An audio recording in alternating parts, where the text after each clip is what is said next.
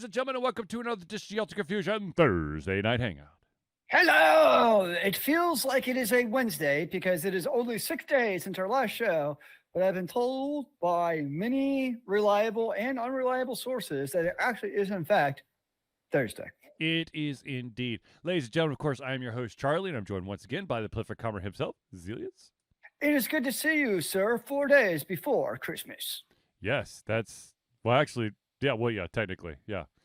I mean, usually we're kind of done celebrating, like, the stuff by now, I'll grant you. That's true. And many families actually do the stuff on Christmas Eve night is not an uncommon practice. Yes. Depending on your things. Yes.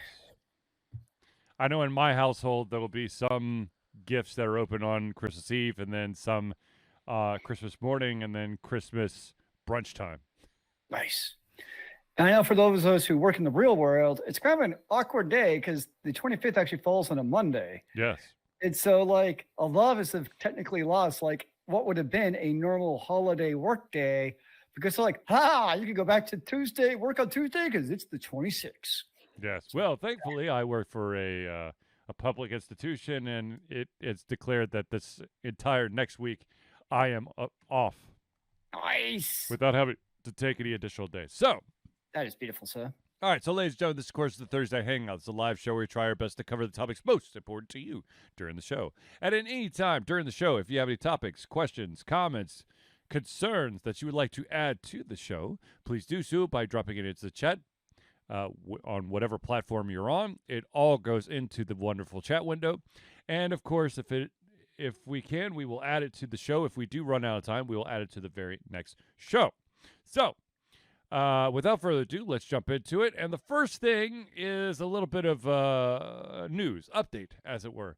Ladies and gentlemen, something that I personally, for Ultra Confusion, have been doing over the past couple of years is attend a specific convention that happens in the month of January.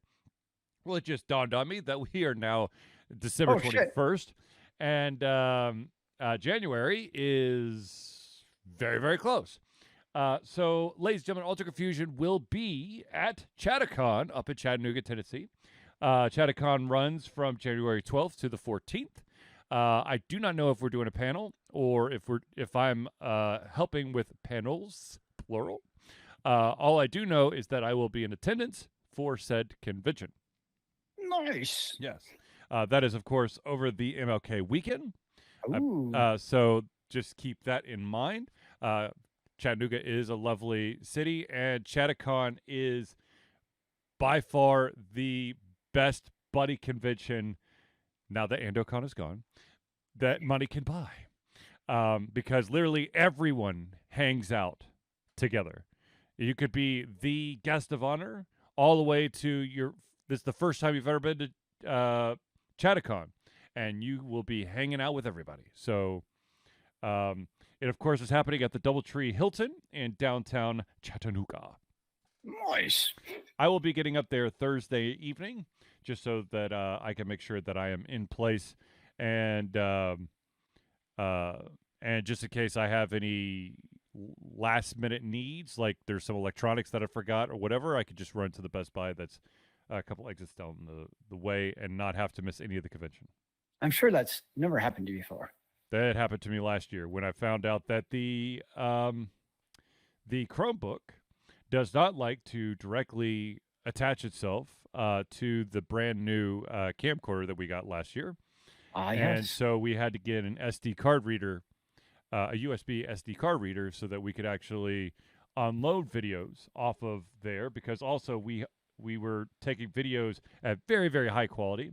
Which reminds me, I still need to mess around with that because, as some of you may have noticed, some of the interviews that we did at MomoCon last year have never been published. And the reason behind that is that the videos somehow got eaten, I guess. No. It's really weird. Like, the files did not go correctly.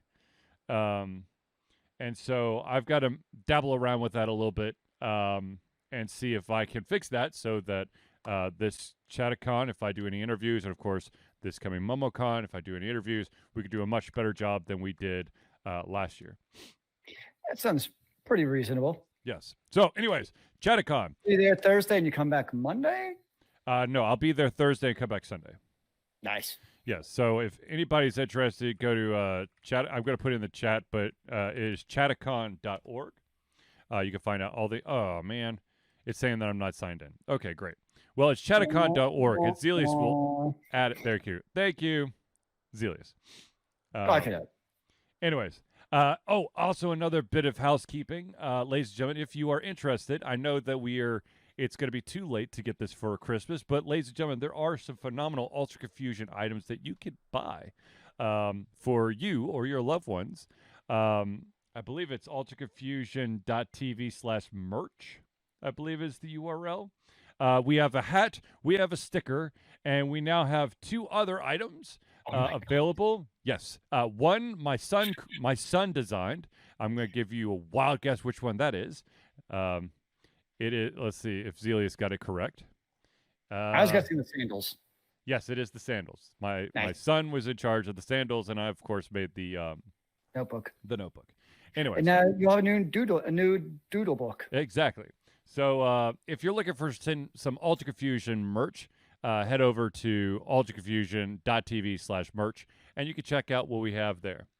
So are you rocking these sandals at this very moment? No, we just put those sandals up 2 days ago, so I do not have the sandals yet. I'm surprised you didn't like drive to their headquarters and be like, "Give me the sandals. I need them now. I need to drive with them back." Yes. Anyway, so let's actually get into. You need to like custom order them because you have such large feet. That's the other thing. I'm not exactly sure. Now, I have some sad news to report if it's talking about custom orders. It's a serious question. What size shoe do you actually wear? Depends, but usually a 13. The largest they have is a 12 and a half. That's what I figured. So I may not be able to sport them. My son might be the one who's sporting them. Nice. Yes, indubitably. All right, so ladies and gentlemen, oh, that's interesting. 1 second here. I've got to there we go. I fixed Zealeus's picture. It was bothering me. There was like this weird letterboxing going on, and now I've fixed it. Thanks, man. I feel like there's something else that I need to do some housekeeping on, but I can't remember. So we're going to go into some of the stories that has happened this past week-ish. I think there's one story that might have come out the day that we did, or last Thursday. I can't remember.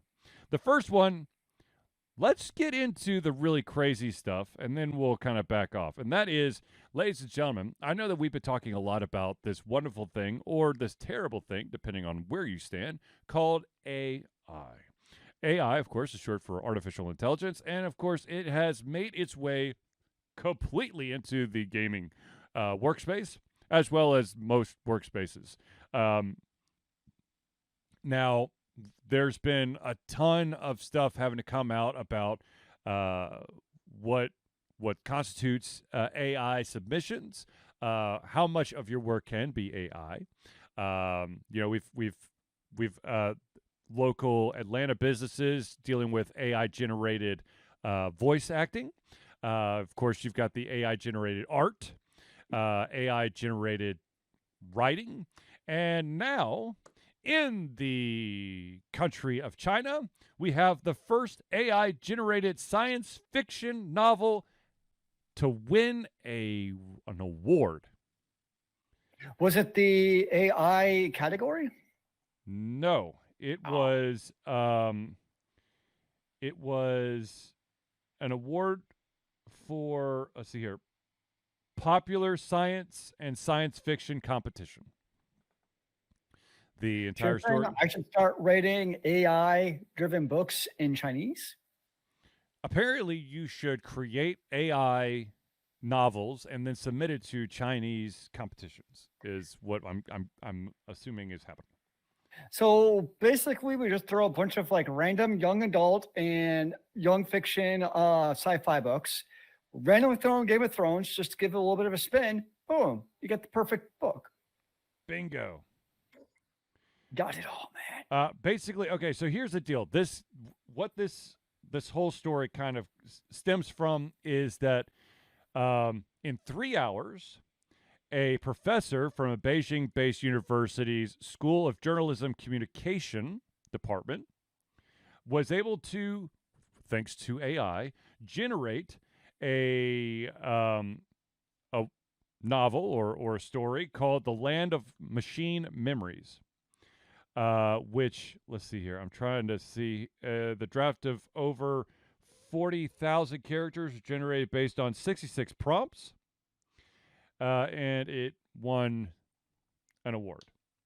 Nice. Now, Well, he did this professor did this on purpose, simply because he wanted to see if judges were going to be able to tell the difference between AI generated and non-AI generated, or I guess organically generated content.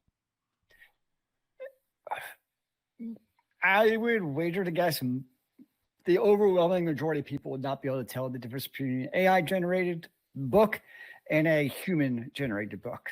Be totally honest with you as well. I personally probably could not tell the difference, unless, of course, I was in one of my severe OCD moments where I noticed that some words just don't quite ring the right way, or perhaps the writing is like too flawless. Because I've read a ton of books in my day, and I know that there are some amazing books that have typos in them. And if there is a flawless story, I may wonder if there was some additional assistance. Fair enough. Yeah. I don't think. And if like you gave books to people and we're like, is this AI or human created? And you're like, one of these 5 is AI. Mm-hmm. I bet 20% of it is guessed incorrectly. I bet that out of those entries, actually all but one were AI generated, just to mess with people, just so But because they don't know. Like, yeah, people wouldn't be able to differentiate between what is AI and human, especially if you have books of like different reading levels. Like people wouldn't know. Like you just wouldn't. Yeah. But that's the age and day we're in. Yep. So AI yet again. Now, speaking of science fiction, let's go into a story that is kind of baffling to me. I mean, I don't understand this. Apparently, in the let's see here, in many prisons across the United States, there is a censorship when it comes to fantasy and science fiction. And apparently, a lot of prisons ban inmates from being able to read fantasy and science fiction novels. And to that, I don't understand. I mean, you would think, if people in prison because they did presumably bad things, wouldn't you want to do like everything possible to like keep them engaged in something non-destructive and dangerous? Which I guess is probably the premise is the Puritans think that like, oh no, they're gonna read about sci-fi and fantasy and it's gonna create wizards and witches, because there are people out there who actually believe that because they're crazy. But like, I would think you'd want your inmate treated. I'll put it that way.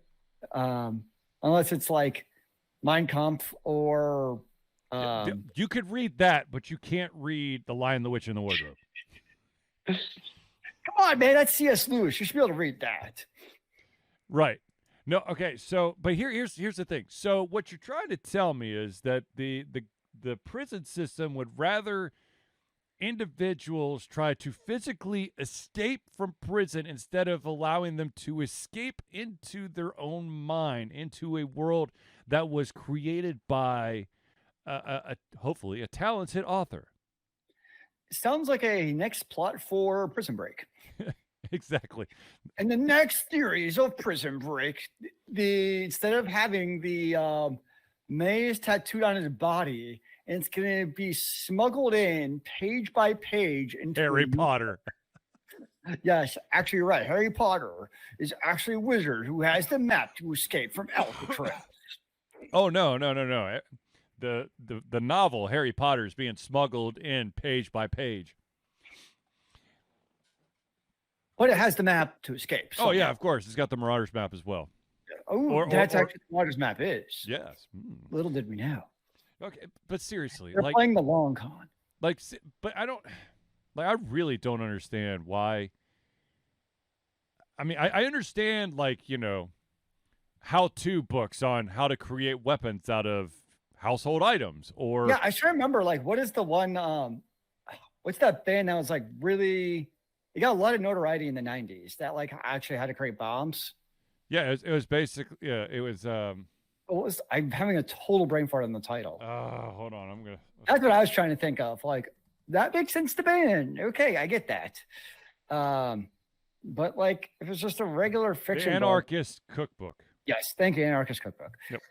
Okay, I can get behind banning that. But if it's just a book to let people escape and like not cause bad things to happen, oh, for it. Shouldn't be that complicated. Shouldn't. But let's just make people's lives who are already miserable even more miserable, because yeah, that's going to solve all our problems. Yes, that's going to make it. That's going to give everybody the warm fuzzies and definitely make them readjusted individuals. Actually, you know what? Given the books might actually increase their intelligence, and we can't have smart criminals on the streets. Oh, absolutely. Therefore, we should just ban all books in prisons so they're as dumb as possible because they can't read. Yes. Then they'll have to resort to, if anyone out there has ever seen the wonderful movie V for Vendetta, they write their life story on a piece of toilet paper and keep it rolled up in a hole in the wall. Ah, but was it really a prison inmate? Was it really what happened? The story was actually a prison inmate, but it wasn't actually a prison inmate who gave it to Natalie Portman's character. Just yeah. There's layers upon layers. Was that made up too? How are we supposed to believe that actually happened, or was he just embellishing? Yes. I mean, if he already lied once, I might not believe that he didn't lie again, and just to convince her. I'm just saying. Interesting. That's a great movie, by the way. If you have not seen it out there, V for Vendetta, fantastic movie. The graphic novel was a little bit more over the top, but still a phenomenal. Both of them are phenomenal. So, yeah, it was really good, and kind of movies like that also give you a little bit of like the heebie-jeebies because you watch it and you're like, well, shit, there goes our future, because like you can see it happen. This shit could happen, yeah. Yeah, like very easily. It's like, wow, this is real. Like this is exactly what would happen. Yep. I'm not gonna. I shy away from politics, especially on the Alter Confusion Thursday Hangout. But I will admit that I did do some creative reworking of a still from V for Vendetta with a past president of the United States. I'm just saying. I'm not gonna, I'm not gonna say exactly who, but anyways. Okay. Maybe I should go on the store. You could sell prints of it signed. Okay. Speaking of messing around with intellectual property and science fiction, let's talk about the fact that both Amazon and the Tolkien estate have, thankfully, won a copyright lawsuit over a copycat book. Apparently, there is a gentleman out there who has published a book called The Fellowship of the King, which he claims is a sequel to The Lord of the Rings. Okay, first of all, you could say it's a spiritual, like you can kind of whisper it's a spiritual successor or sequel to The Lord of the Rings. You can't come out and say it's a sequel to a direct sequel. Exactly, because last time I checked, Polychron is not the last name of the individual who wrote Lord of the Rings. I believe his name is Tolkien. And so basically, not only did this individual go, basically what started all this was he went after Amazon for the, what's the show? The Rings of Oh, Power TV show. Rings Power, yeah. Saying that Amazon stole ideas from his book. Of course, once again. Wait, so not only did he basically rip off Lord of the Rings, he then tried suing Amazon and for Lord of the stealing Rings for stealing ideas from his his idea? for his sequel to Lord of the Rings, once again called The Fellowship of the King. And so Amazon and Tolkien estate both took this guy to court, and I'm happy to report that that Amazon and Tolkien estate won. And actually, to make it even sweeter, the state that this lawsuit was filed in was California, and the judge summarily dismissed the lawsuit with prejudice. And not only did this gentleman lose his suit, but, and this makes me really, really happy. As a result, the Tolkien estate countersued the author for infringing on their copyright of The Lord of the Rings.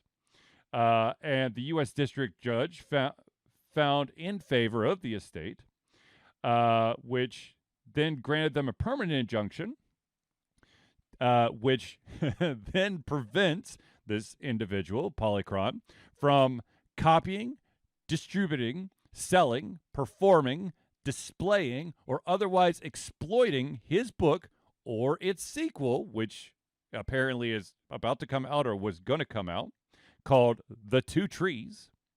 The author was also ordered to destroy all physical and electronic copies of these works.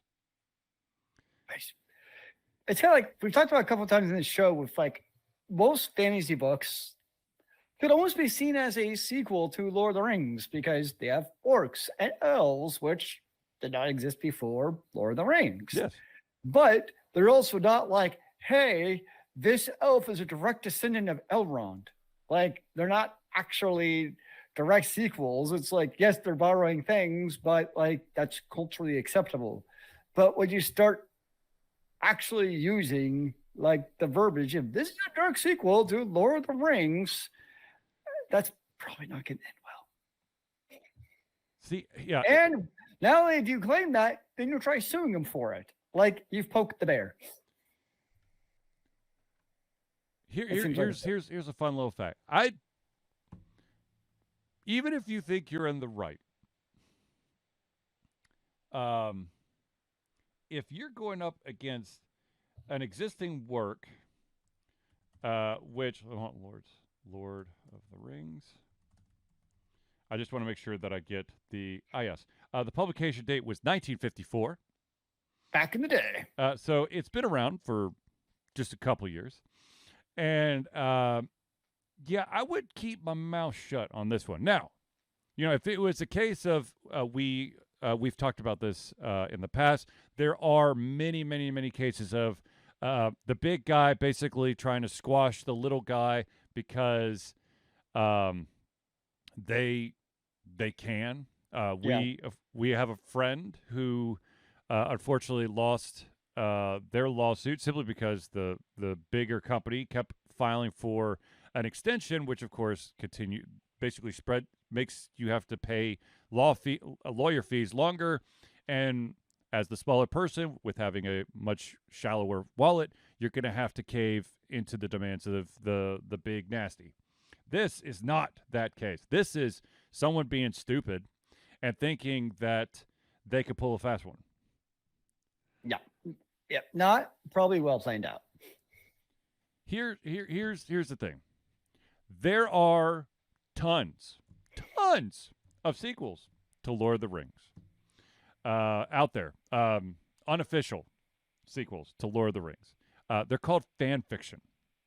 And if an author wants to actually publish said fan fiction, they change it enough where they can claim it as their own. They don't go on to say that it is the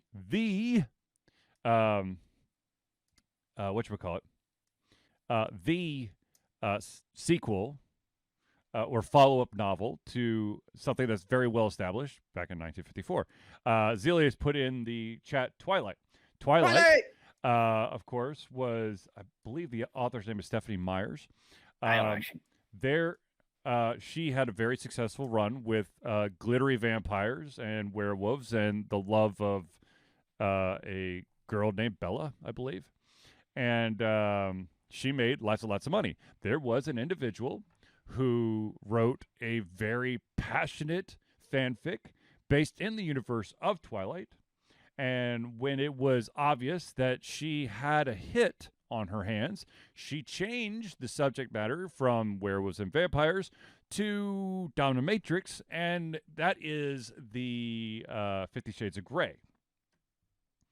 And ta-da! See, that's how you do it. Neither of which I've actually seen. I have never seen any of the 50 Shades. I grew up in a household with 2 sisters, so I have seen, and also I have a thing for Anna Kendrick, so I have seen at least 1, maybe 2 of the Twilights, I think. Maybe, I'm not sure. I've never read them, though. Not gonna lie, there was like a week, it felt like, when they're on Amazon Prime. Yeah.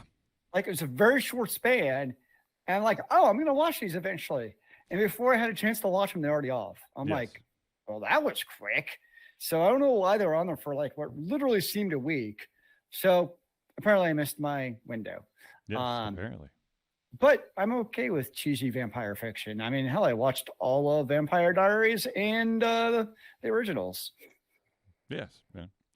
So, but anyways, if you want to make a spiritual successor, and I keep saying spiritual successor because that's the route you want to go. Make it a spiritual successor, but change enough of it that it's not, the Baggins family's next descendant. Okay? I mean, hell, even look at video games. Like, every video game derives something else from another video game. I mean, you could be like, it's a spiritual successor to GoldenEye. It's a spiritual successor to, like, Warcraft, like all these different games. Yep. But, like, they're not calling it that. They're like, oh, it's from that genre or, other things. It's like, you can't be a direct derivative of that. Or if it is, you still call it something else and try to get away with it. See, the thing is, you allow your fans to say it's a spiritual successor. You may whisper into a couple of people's ears that it's a spiritual successor, but you never outright say that. And you definitely don't go after the IP holder. I mean, it's got to be the dumbest thing you could do. Yeah, it's one of those things where, like, who knows if they never went after them and they have slid under the radar for all we know. Yeah. But yeah, that's just, it's like hitting a hornet's nest before sundown. Just a bad idea. Yes. Yeah. All right. So let's talk about bad ideas. And wait, there's more bad ideas? Well, let's talk about a bad idea, or I guess something that they thought that individuals could get away with, and it turned out to backfire in their face. We talked about this last show, and that, of course, is the game called The Day Before, which was supposed to be a zombie MMO, but of course was absolute. And the company has since been closed, and the game, I think, has been pulled from Steam, with the exception of if you have a Steam key, you still have the ability to potentially download this game. Now, something, of course, happens when this level of controversy occurs, and that is individuals who have Steam keys that they never actually activated are now selling them or auctioning them off. Some of them are going for $200 or more, so the individuals can have a rare copy of this absolute piece of crap game, because sometimes shitty games actually hold value in the end.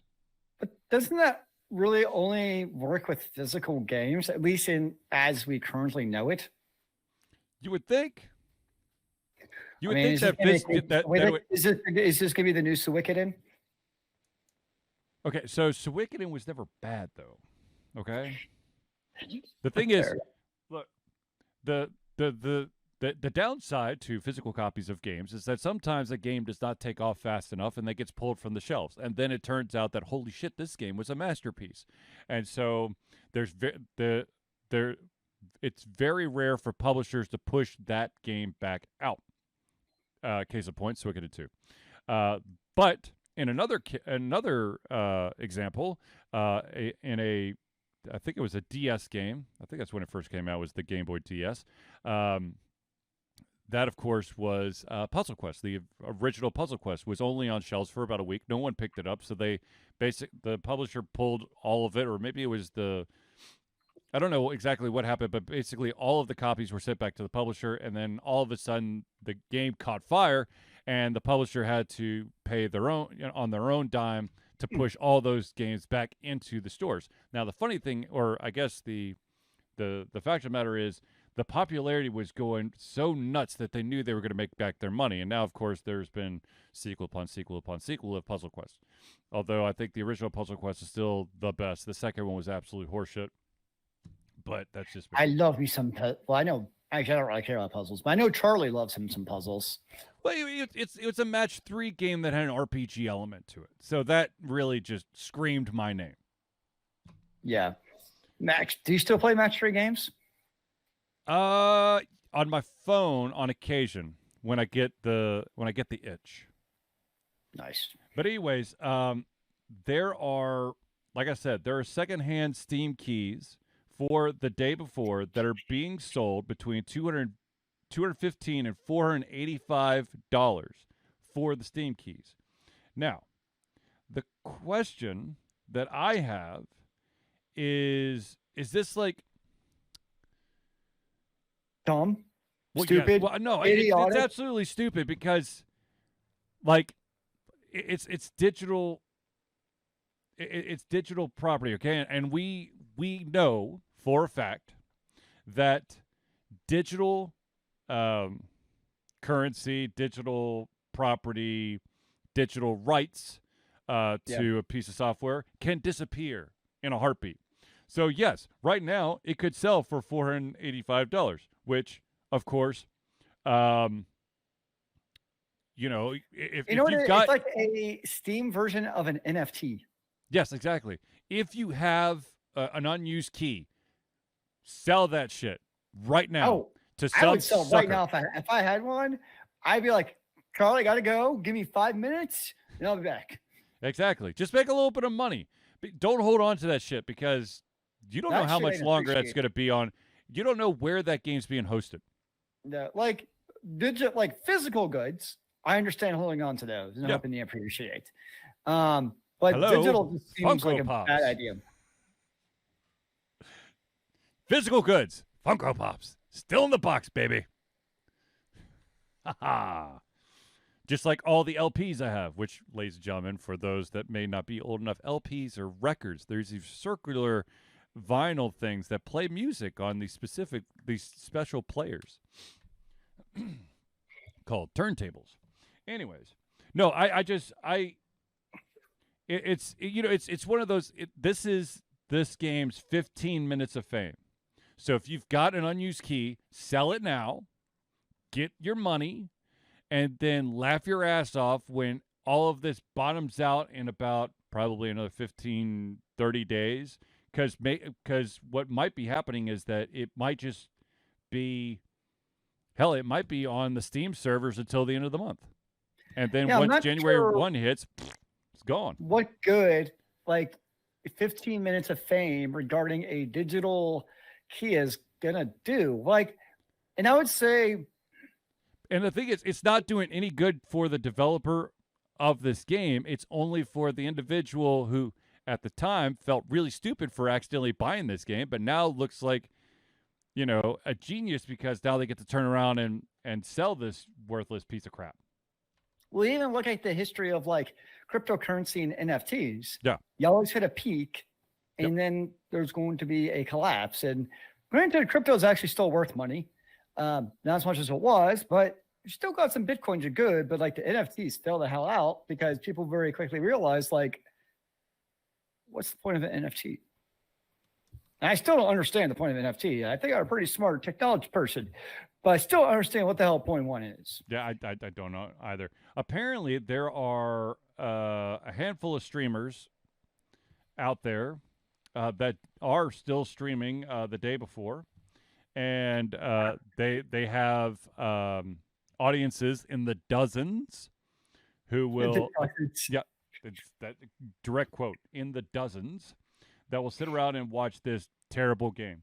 I was just looking on basically I was looking for more information about how long it's going to stick around, and as of right now, when the company closed, when they announced their closure, they said the servers will remain operational for an undisclosed period. So technically, December 31st could be the last day this bad boy is. I mean, really, it's like they rented space for a specific amount of time. Once once the rent is due, the company's no longer there, doesn't get paid, everything gets shut down. So, ta-da! Yeah. So this person's playing the day before right now. They have 14 viewers. Uh-huh. I mean,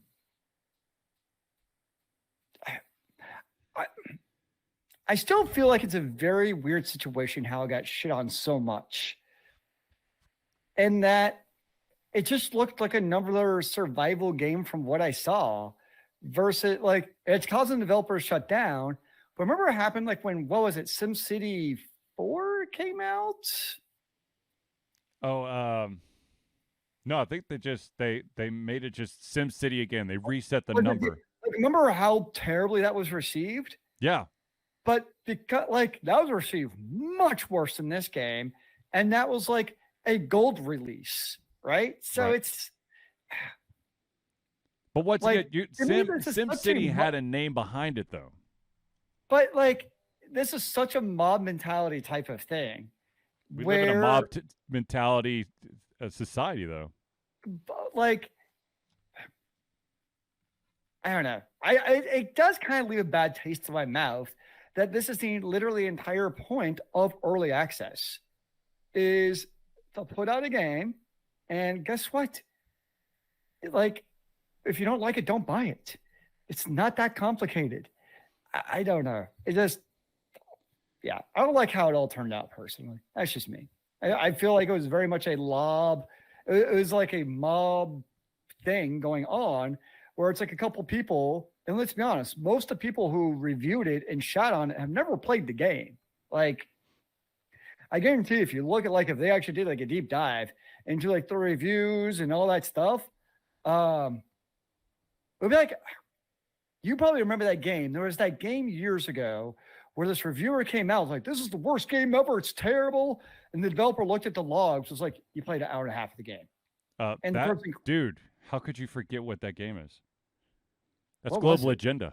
Thank you. Yes, Global. I was like, it's there. But like, they very clearly were like, no, you're full of BS. And that's kind of how I feel about this game. Is it just came out like literally for a day. And it was already being like totally castricized. When about for a day, it's like, how much of a judgment can you really make? So here's part of the problem. One, it wasn't just the reviewers who were shatting on it. They were going off of, there was another game out there. It was some kind of aliens game, where the trailers and what was supposed to be in-game content was absolute bullshit. Like it looked gorgeous. It had, this like lighting effects and this kind of like, oh my gosh, field of view type thing that just made it feel creepy. And then the actual release came out and all the lights are on. There's no lighting effects. There's no it's not like Dead Space. No, I'm not talking about Dead Space. It was something. It was called like Alien Soldier or something. Anyways, so another case. This is another case where what was shown as in-game content on all the trailers and all the promises about it, the reviewers were able to stream it, and the individuals who are so pumped about it got to watch the reviewers, and the entire time they're going, WTF? This where's the multiplayer part? Where's this? It's supposed to be more like Last of Us. And then Yeah. also, there was then people started to notice that it looked like there was asset swapping that was going in. Like a lot of the assets, yes, they bought an asset pack, which was, we already talked about that. But also it looked like they may have taken some other assets that were not in the pack and added to the game to make it look more like Last of Us and other zombie apocalyptic games. And so that's where it really got 5 years of promises, and it came out to the problem with SimCity was that the servers weren't working, and they had shards, which, ladies and gentlemen, mean that not everything was on one central server, and they were basically locking in every single gamer into a specific server. So if you try to log on to SimCity and your server was down for maintenance because they somehow underestimated the power of the name SimCity, you would have to start with a brand new city. You have to start all over again. Now, if that server were to come up the next time, you unfortunately would have to manually change what server you're currently on so you get back to your real city and not your fake city. That's why I that really got want shot on. to go after is all the iOS games that do exactly what you're talking about. The bait and switch. Oh, how many iOS advertisements have you seen where it's like, oh, that looks like an interesting game? Yes, and then you play it and you're like, what the fuck is this? Like, it's not even close. It's like not even the same genre. I'm like, what happened? No, there's a game. I can't remember off the top of my head, and if I do, I'm not going to mention it, but it's like a tower defense game, and the way that it was shown to you was that you could play either like more of like a campaign mode where you could, kind of like level up your characters and stuff, or you could play on multiplayer. But the actual game is strictly multiplayer, and you're only allowed a certain number of times to play multiplayer within a certain time frame. So literally, you got early on, you play once, and then you got to wait like 10 hours. Like a bunch of the like RPG 5v5 games do that, where it's like they make it look like an action RPG where you have agency, and it's literally all auto attack, and there's actually no action. Yes. The idle games or what they call tapper games, and then when you actually go into there is the only tapping you're doing is selecting who is going to battle in this, and then it literally you just sit there for however many rounds it takes for your army to either get decimated or win. Where is the mob's anger over these? Put it towards something useful. And then there's also I was playing a game the other day. There is an unspoken of cap for number of rounds. So you could technically be winning, but as long as your enemy, in like I guess it's the 20th round or the 12th round or whatever, has 1 HP, you lost. And so you have to you got to level up some more and try again. I'm like, what the delete. Sounds annoying. Yes, absolutely. All right, ladies and gentlemen, we're going to pause for just a second to give thanks and give a shout out to all those amazing people who help Alter Confusion be the Alter Confusion that you love and adore. So without further ado, let's jump right into it. The first one we got to talk about is the Indie Cluster. The Indie Cluster is an organization of independent game developers that want to gain exposure by being involved in the community. They collectively journey to popular conferences as a traveling booth to help gain attention for their games. They make partnerships in local communities to bring games to the mainstream mindset. They highlight local, unusual, and rare concepts to challenge the paradigm of the common. They also host events to teach kids and minority groups about game development to hopefully one day enter the industry themselves. For more information, go to indiecluster.com. Oops. The next shout out we got to give is to the AV master himself, and that, of course, is Noodleboy Media. Founded in 2015 by Andrew Tran, Noodleboy Media, previously WhackKid47 Media, is your choice for professional photo shoots and panel recordings at conventions. They pride themselves in providing a high level of professionalism, top-notch experiences, and quality services. If you want more information and to view their full list of services, check out facebook.com/noodleboymedia.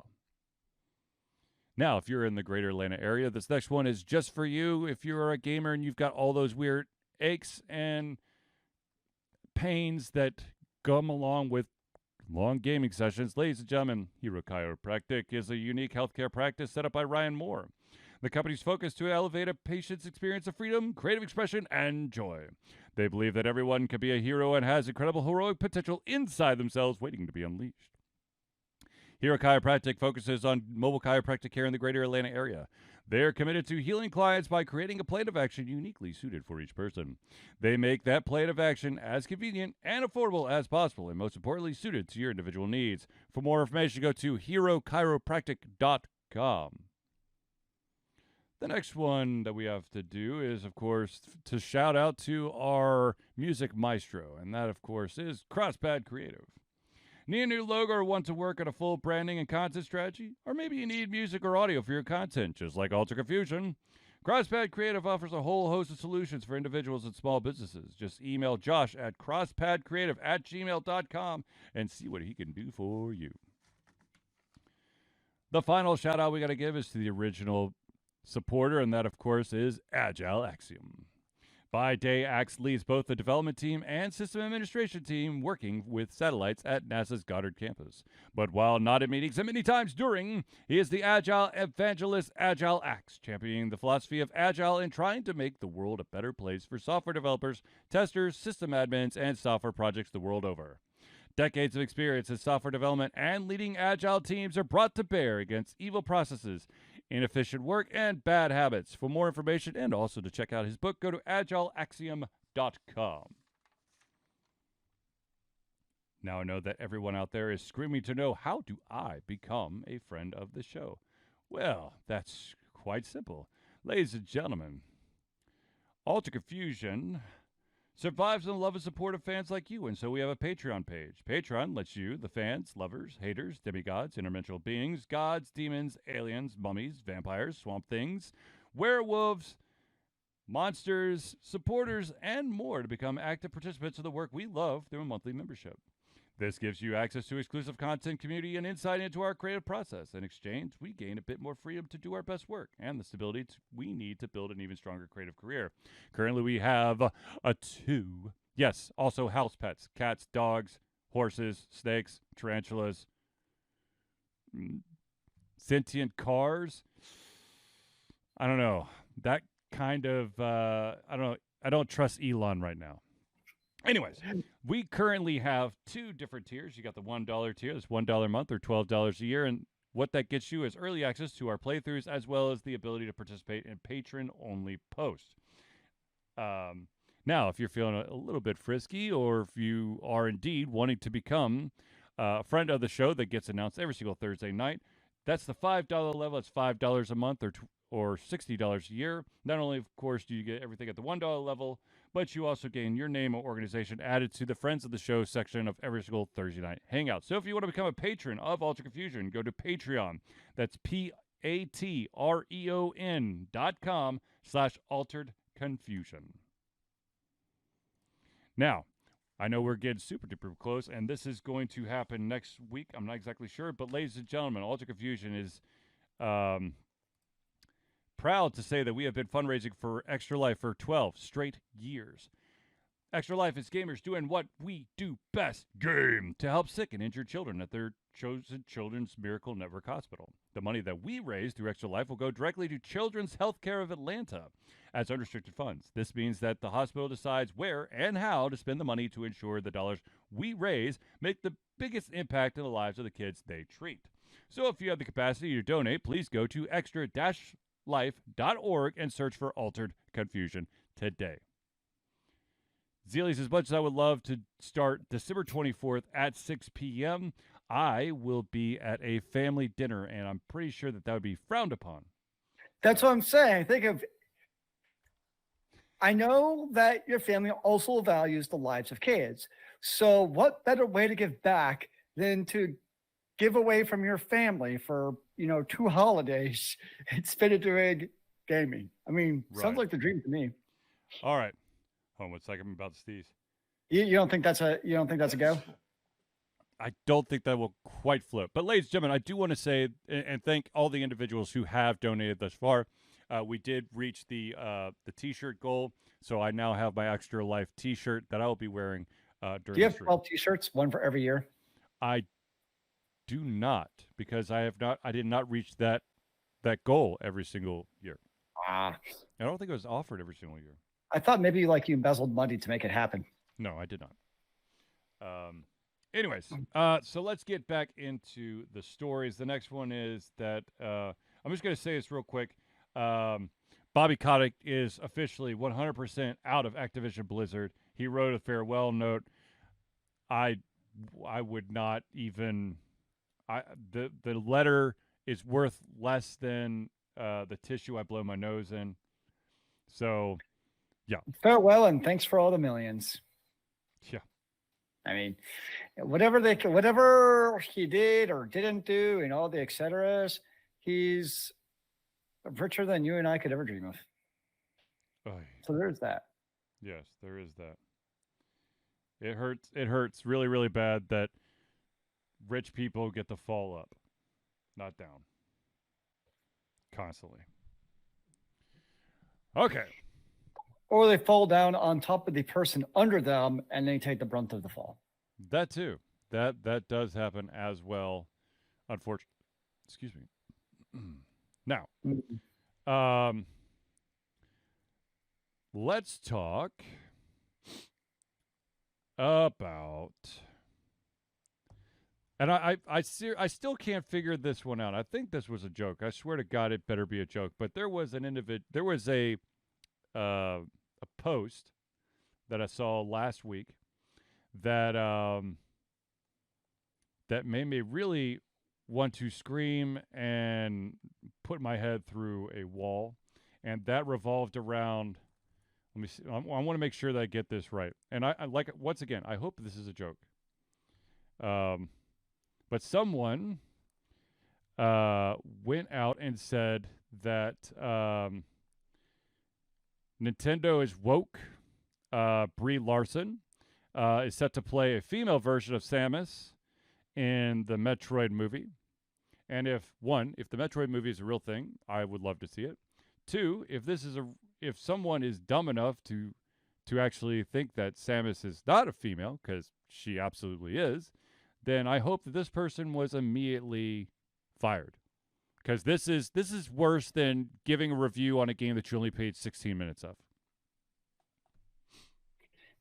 Yeah.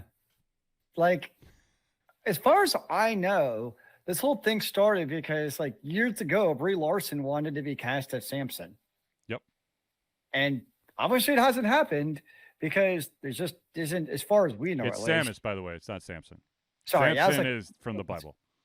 That's not right. Yes, thank you. You're welcome. Samus Bailey, right? Samus Aran. Aaron? Yep. Wait, I thought Samus Bailey was the cheat code for the original Metroid. Hold on. So, like, on the original Metroid on the Nintendo, so back in the day, before we had save points, basically Justin like Bailey is the password. Yeah, that's what I'm thinking. But of. it's Samus Aran, Aran. I was thinking of the password. So those who don't know, back in the day, like, you didn't really save games, but you had the keywords like that it would tell you after you did sort of milestones to type this in to kind of get back to this save point in the game.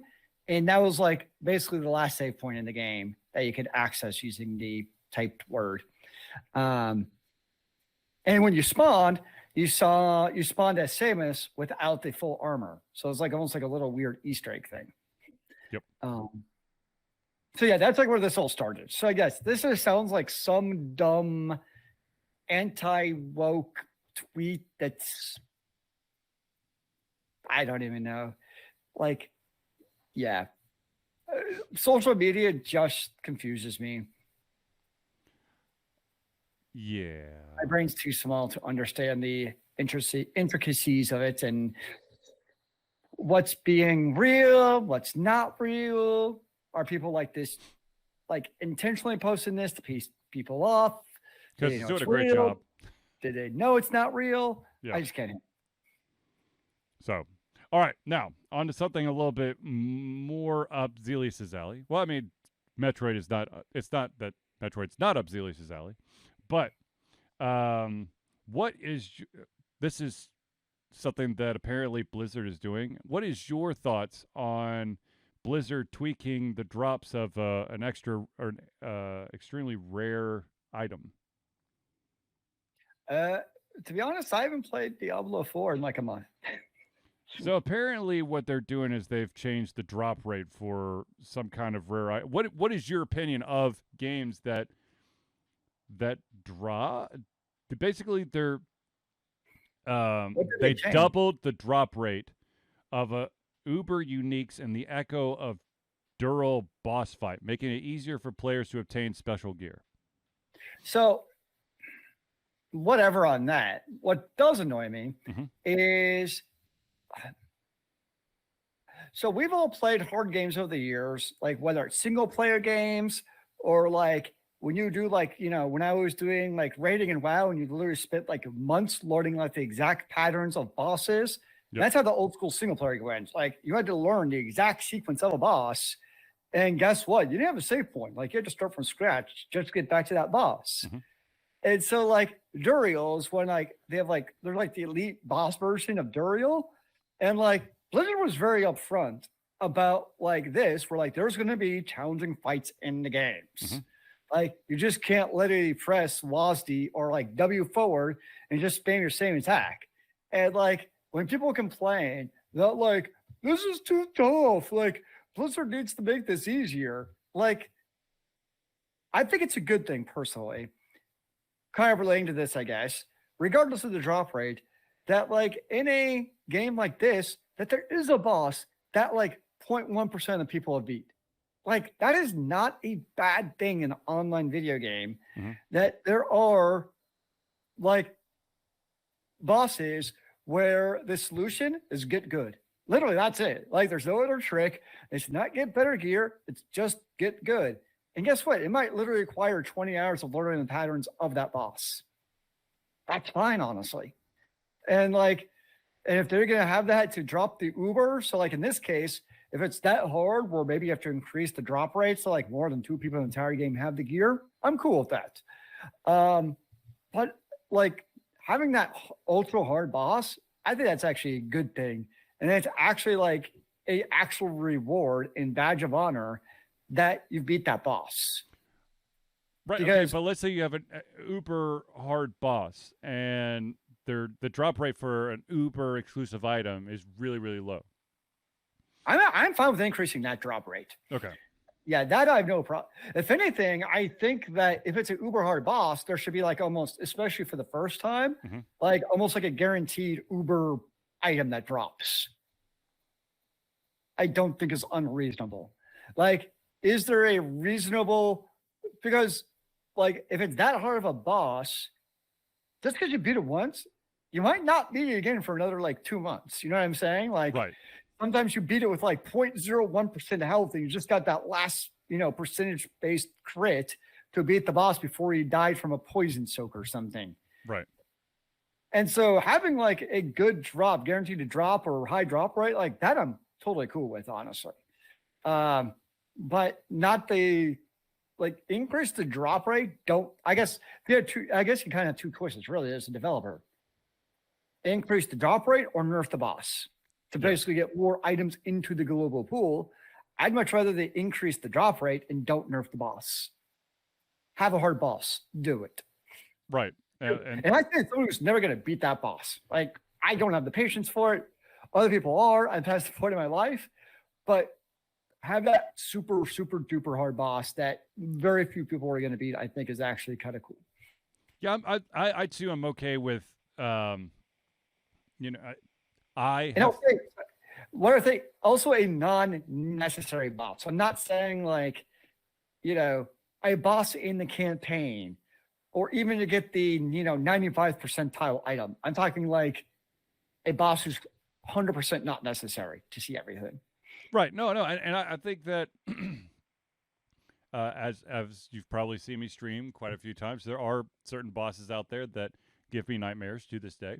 And there are some bosses out there that I've never been able to beat. And if I were to ever beat them, I think that I would definitely be in the on the side of increasing the drop rate because I don't want that boss to it would feel like that battle had been cheapened if they eased off the intensity of the boss. However, I really would like to have that badge of honor for saying that I beat him at least once. Yeah. Um, And I will say it is a little bit frustrating as a player, yeah. where if you beat one of those uber hard bosses and you get like nothing useful.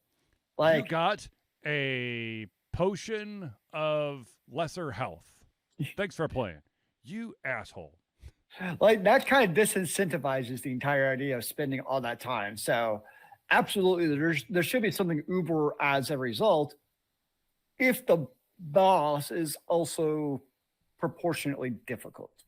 I think is cool. Yeah. So that's kind of my approach on that. Okay. Well, I know we're now in the 9:00 hour, so we're starting to run out of a little bit of time. But I do have to make mention of this, and that is that one of the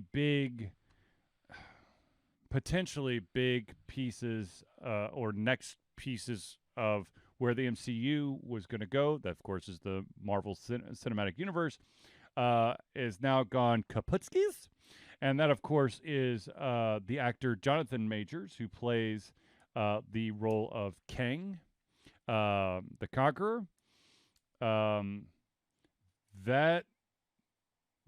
Whatever was going to happen with that storyline is now being completely cut.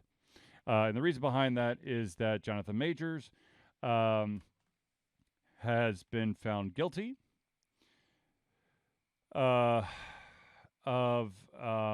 basically, what was it? Wasn't it assault? Yeah, it was assault of.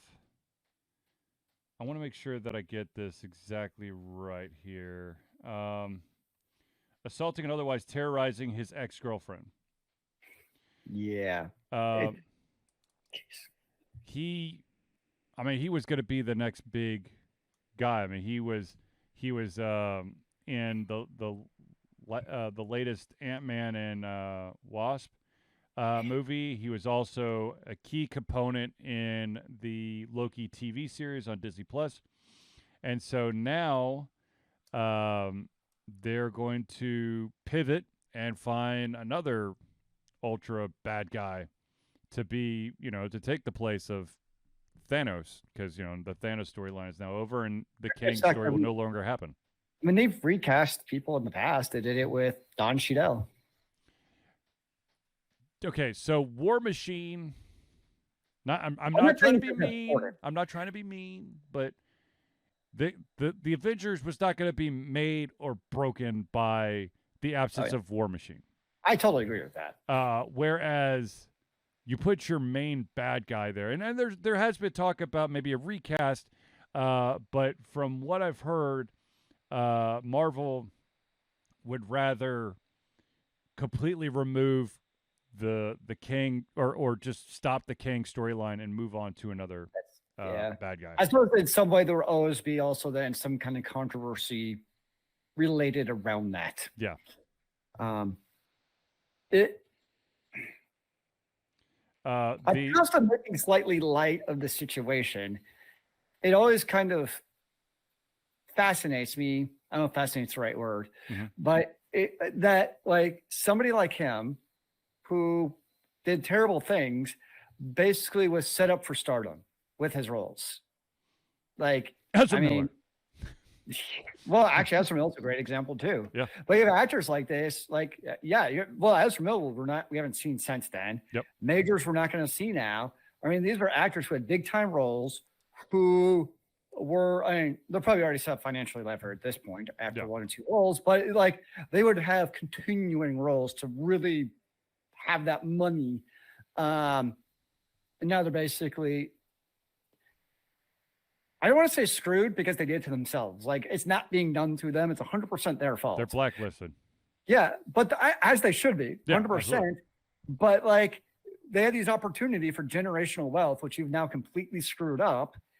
And I'm sure a large part of it is, and again, this is not justifying their actions at all, is they've never probably been told no in their lives before. I mean, a lot of these big time actors, and this is also athletes, are the same thing. and actually business people. A lot of Bobby people in Kotick. power, they've never been told no in their life. You know, actually, that is very interesting that you bring him up, because if you think about it, someone like Bobby Kotick, for years, I know he hasn't been found guilty, but he has these same allegations brought against him, and yet he's still. It took literally Microsoft buying Activision for him to be ousted from his role. Yep. Whereas, like, but he's not. He's publicly facing, but not in a way an actor is. Right. Where they truly are the face of that TV show or movie. Well, you're constantly in the spotlight, whereas Bobby Kotick, I mean, he was constantly in the spotlight, but you know, it was basically, what was he going to say next? He wasn't, you know, paparazzi was not following Bobby Kotick around. So it's like, and I feel like a lot of people, that's a large part of what happens is, they're just used to always getting their way. Yeah. And then all of a sudden it's like, oh, I can't always get to my way. And nor should they always get their way. Yes, agreed. So, yeah. But again, I have not really watched any of the. I don't even know who Roy Majors is, because I haven't watched any of the Marvel stuff since Endgame. Jonathan Majors. Roy Majors is something totally different. Yes. Yeah. The closest I've done is I started watching the Halo TV series. Yes. I have watched the first episode twice because my son wanted to watch. He's like, "What? There's a Halo TV series?" And I will state it again, after watching just the first episode, I'm not a fan of Chief removing his helmet. And I think that the girl that he met is the most blundering idiot I've ever seen in my life when it came to self-preservation. She had none. Like, she just somehow lucked out every single effing time. So this is actually something that really bothers me, and a lot of. So other TV shows have done this. Two that come to mind: Fate Week Saga and Shadowhunters, which is based off of a book. You have this protagonist, and a lot of it, especially in the books, is they're trying to be cast as the strong, independent female. And nothing wrong with that at all, like, because other books do it really well with that type of prototype.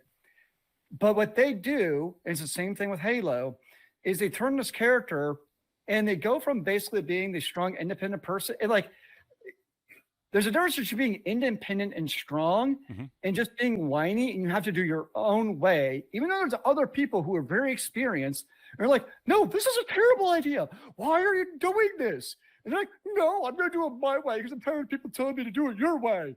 No, and then the thing that drives that crap that they're just telling them that they're going to walk into. It's like, oh, I don't know why that happened.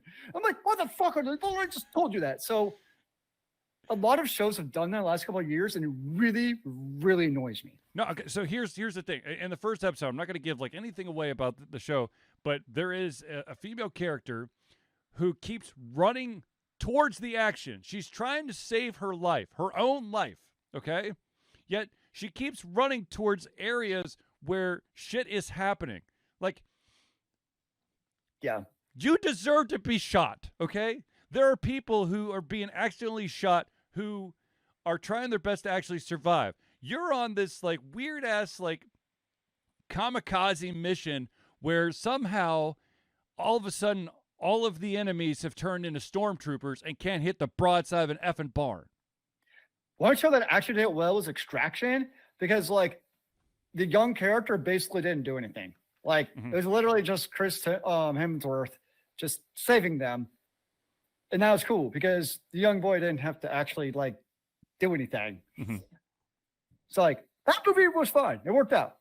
But a lot of them, when like you try to give a little bit too much agency to that independent young character, and I'm like, okay, now you're just annoying me. Yes. Because they end up making terrible decisions. And it's not that like I don't mind when I see what happens in a TV show, but like when when the writers are trying to make you think like it's a surprise that these bad things are going to happen, you're like, no, it's totally obvious because the character's a dumbass. Yeah. Like, that really bothers me. Yeah. It would be like, this is going to date me, but basically being absolutely floored every single time some kind of physical harm comes to one of the Three Stooges. That's just like, it's going to be slapstick humor. They're going to get hit by doors and open fists or open hands and fists and stomped on toes.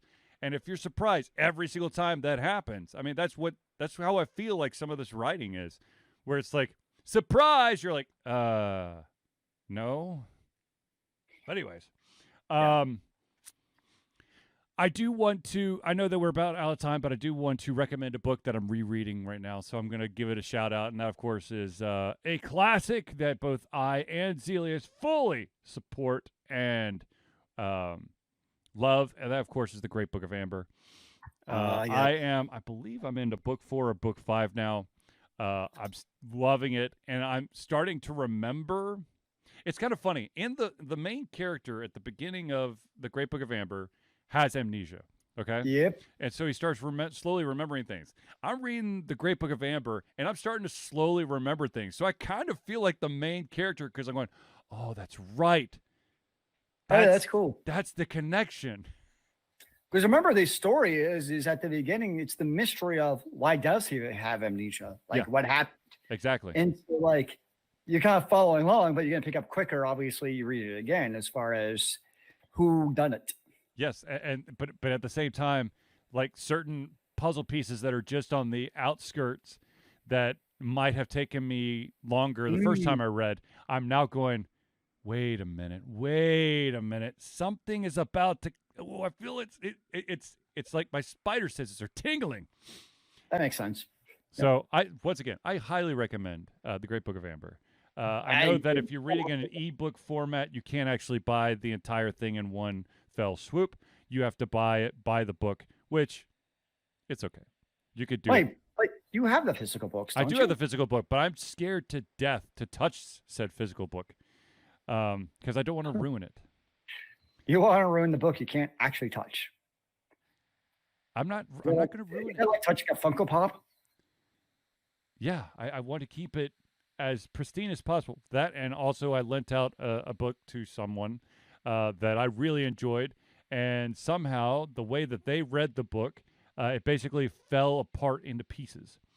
And I know that I would take very good care of my own books, but I'm scared to death that some damage would come to said book. Therefore, that book shall stay on the shelf, and and it's worth purchasing the e-book copies of each of the individual books because it's that good of a series. It is a pretty phenomenal book. Not going to disagree at all. And his other works are really good as well. So, Lord of Light was phenomenal. I've read Lord of the Light. It's a very interesting read. What was the other big one that he had that I read? I know that's being very vague, but that's the only one I remember is the Lord of Light.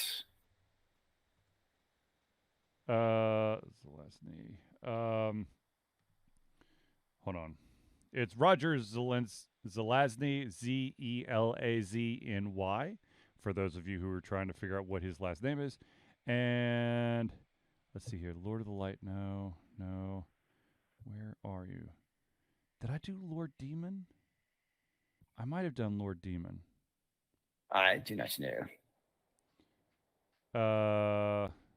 That might have been it. It might have been the Lord Demon, which is Lord of Light was based off of the Hindu mythology. Lord Demon was co-authored, and it was about Chinese mythology. And I kind of, in a really cool way, an author kind of did this as well. Another author did this as well, which we absolutely adore, is Neil Gaiman. He did American Gods, and what was the other book? I want to call it Norse Gods, maybe. Anyways, just Gaiman and Zelazny. Okay, just buy all of their stuff. It's amazing. They are Phenomenal. classic. Anyways, all right, ladies and gentlemen, I think that we've reached the end of our show. So I want to thank everyone for tuning in to the Ultra Confusion Thursday Night Hangout. For myself, Charlie, and Zealeus, it's been a pleasure getting everything on our heads, our mouths, and of course, our hearts. We'll be back next Thursday for another Ultra Confusion Thursday Night Hangout. And remember, kids, keep on gaming in the free world. Amen to that, brother.